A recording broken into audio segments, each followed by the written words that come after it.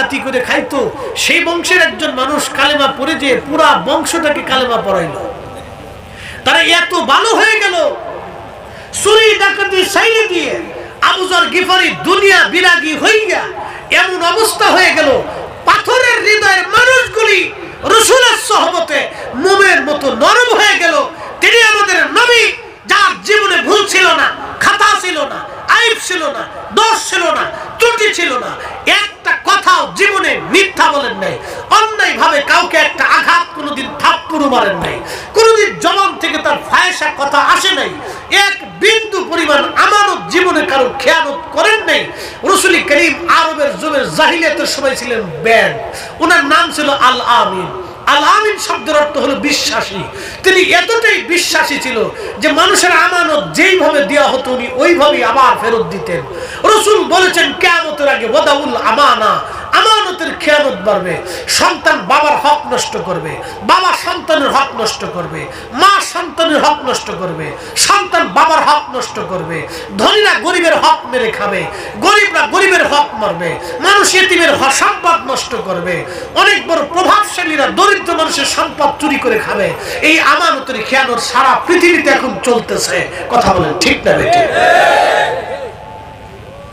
কিয়ামতের আলামত। হাইলাকান্দির মুসলমান হযরত ওমর রাদিয়াল্লাহু আনহু আবু যরকে বলেন, আবু যর গিফারি বলো তো তোমার আসামি কি ফিরে আসবে? আবু যর গিফারি ডাক দিয়ে বলল, আমিরুল মুমিনিন, মুসলমান কখনো মিথ্যা কথা বলে না, আমার মন বলে ওই যুবক আমাদের মাঝে ফিরে আসবে। চিৎকার মেরে বলেন না মারহাবা। আহা, মুসলমান কাকে বলে? আবু যর গিফারি দাঁড়িয়ে আছে, সন্ধ্যা ঘনিয়ে যাচ্ছে, ঠিক এমন সময় ওই যুবক দৌড়াইয়া দৌড়াইয়া হাঁপায়া হাঁপায়া ফিরে আসছে, সালাম দিল, আসসালামু আলাইকুম ওয়া রাহমাতুল্লাহি ওয়া বারাকাতুহু। ঠিক এমন সময় আমিরুল মুমিনিন জবাব দিলেন। যুবক ডাকতে বলল, হুজুর আপনার আসামি ফিরে এসেছে, আমি আমার ছোট ভাইয়ের হক মিটাইয়া আমি আবার ফিরে আসছি।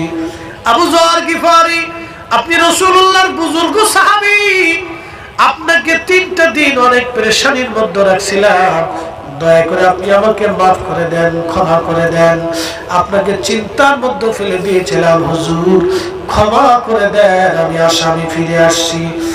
আমিরুল মুমিনিন, আল্লাহর ফয়সালা অনুযায়ী আপনাকে মৃত্যুদণ্ড আমাকে দিয়ে দেন, আমার কোনো আপত্তি নাই। একবার জোরে বলা যাবে কি আল্লাহু আকবার? আমরা সেই মুসলিম, ইশারা করলে নদীর পানি উজানের দিকে রওনা হইছে। আমরা সেই মুসলমান, আল্লাহর আকাশের দিকে তাকাইলে আকাশ থেকে পানি নেমে আসছে। একসাথে বলবেন সুবহানাল্লাহ। মরক্কো চিনেন না আপনারা? মরক্কো চিনেন? এই বছর ফুটবল খেলা ভালো একটা খেলছিল, একটা মুসলিম কান্ট্রি, আফ্রিকার, 99% সুন্নি মুসলমান। মারহাবা কইতেন না আপনারা? আমাদের এই উপমহাদেশে সুফিরা, আল্লাহর ওলিরা আমাদের কাছে দ্বীনের দাওয়াত নিয়ে আসছিলেন। কি কথা কর ঠিক কিনা? এটা সত্য না মিথ্যা? চির সত্য কথা। ওলিরা এদেশে ইসলাম নিয়ে আসছিলেন। তো মরক্কোতে যিনি কালেমার দাওয়াত দিয়েছিলেন, আজ থেকে 800 বছর আগে শাহজালাল ইয়ামানি এদেশে আসছিলেন। আর 800 বছর আগে মরক্কোতে কালেমার দাওয়াত দিয়েছেন, তার নাম হযরতে ইমাম মুহাম্মদ ইবনে সুলাইমান জাজুলি। মুহাম্মদ ইবনে সুলাইমান জাজুলি ছিলেন আজ থেকে 800 বছর আগের মরক্কোর ইমাম। এত মুসলমান ছিল। তো মরক্কোর একটা প্রদেশ আছে নাম বারবার। এই প্রদেশটা শুধু মরু অঞ্চল, বেশিরভাগ মরুভূমি। এই বারবার অঞ্চলে তিনি গেছেন কালেমার দাওয়াত পৌঁছানোর জন্য। তো মরুভূমির ভিতর দিয়ে চলতে চলতে চলতে চলতে যোহরের রক্ত হয়েছে, কিন্তু ওনার পানি শেষ হয়ে গেছে। মরু অঞ্চল, পানি না থাকলে কত বড় বিপদ আপনি বুঝেন। তিনি চিন্তায় পড়ে গেলেন যে আমাকে ওযু করতে হবে, নামাজ পড়তে হবে, তা আমি এখন কি করি, পানি কোথায় পাই? হযরত মুহাম্মদ ইবনে সুলাইমান জাসুলি পানি খোঁজার জন্য মরুভূমির মধ্যে দৌড়াইতে লাগলেন। লক্ষ্য করলেন বহু দূরে জঙ্গল দেখা যায় মরুর পাশে। হযরতে সুলাইমান জাসুলি চিন্তা করলেন, মরু যেহেতু আছে, পানির ব্যবস্থাও আছে, জঙ্গল যেহেতু আছে, পশু পাখিরাও আছে, আর পশু পাখি যেখানে পানিরও ফাইসালা আছে সেখানে, কারণ পশু পাখিরা পানি ছাড়া বাঁচতে পারে না। আচ্ছা, আপনাদের ভারতে বড় বড় জঙ্গল আছে না? কথা কোন আসেনি? হাতি, ঘোড়া, গাধা, বিভিন্ন প্রাণী এই জঙ্গলে বাস করে। আপনারা বলেন তো, জঙ্গলে যে প্রাণীগুলি বাস করে ওদের পানির ব্যবস্থা কে করে? না না, হয়নি। একসাথে বলতে হবে, কে? যারা বলেন কে? আমাজন জঙ্গলে যায় কি আফ্রিকার সরকাররা পানি দিয়ে আসে। আমাদের ভারত বাংলাদেশে আছে সুন্দরবন, সুন্দরবনে কি আমাদের সরকার পানি দিয়ে আসে। আপনাদের ভারতের ভিতরে অনেক বড় বড় জঙ্গল আছে, সরকার তো কোনোদিন পানি দেয় নাই। তাহলে যিনি ওদের পানির ব্যবস্থা করলেন, এক বাক্যে বলেন তিনি কে? আমাদের যিনি রিজিকের ফয়সালা করেন, এক বাক্যে বলেন তিনি কে?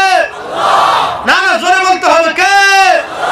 তাহলে আমরা গোলামি করব কার? সেজদা হবে কার? ইবাদত হবে কার? আইন মানব কার?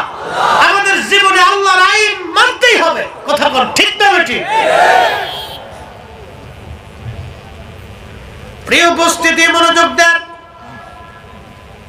মুহাম্মদ ইবনে সুলাইমান জাসুলি ওই জঙ্গলের ভিতরে গেলেন। জঙ্গলের মধ্যে যায় দেখলেন সুন্দর একটা গাছ, এই গাছের নিচে একটা কুঁড়ে ঘর। ঘরের দরজার পাশে দাঁড়ায় বললেন, কেউ আছো? দরজা খোলো। আমি মুহাম্মদ ইবনে সুলাইমান জাসুলি বলতেছি, আমি ওযু করব, পানি দাও, পানির কি কোনো ব্যবস্থা আছে? ঘরের ভিতর থেকে কোনো আওয়াজ নাই। মাহফিলের ভিতর তো উঠে কেনা, বসো বসো বসো।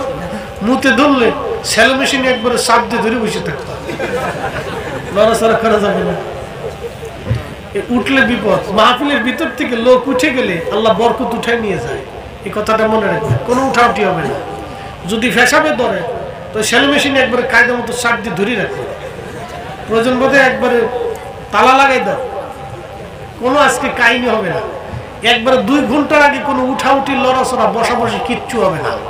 উঠলেই কিন্তু মামলা করে দিব, এফআইআর করে দিব, আজকে দাঁড়াও, কোনো কাজ হবে না। একসাথে জোরে বলেন আল্লাহু আকবার, বলেন না ইয়া রাসূলুল্লাহ। কষ্ট হচ্ছে? আর কিছু সময় চলবে। আমরা মুসলমান, কথা কর ঠিক কিনা? তো কি মুসলমান, এটার পরিচয়টা আজকে দিয়েছে। মুসলমান তো কিতাবাত মুসলমান, এটা বোঝার দরকার। আমরা কোন জাতের মুসলমান এটা বোঝার দরকার। হাইলাকান্দিবাসী সুলাইমান জাসুলি ডাকে, কে আছো? দরজা খোলো, আমি ওযু করব, নামাজ পড়ব, পানির বড় দরকার। কিন্তু ঘরের মধ্য থেকে কেউ পানি আনে না, দরজাও খুললো না। উনি লক্ষ্য করলেন দূরে একটা কুয়া দেখা যায়। কুয়ার পাশে দৌড়াই গেলেন। কুয়ার মধ্যে তাকিয়ে দেখলেন পানিও আছে। সুলাইমান জাসুলি পানি উঠানোর মতো কোনো দড়ি নাই, বসত নাই। দড়িও তো দরকার, বালতিও দরকার। তাহলে কুয়ার ভিতর থেকে কি করে পানি উঠাবে?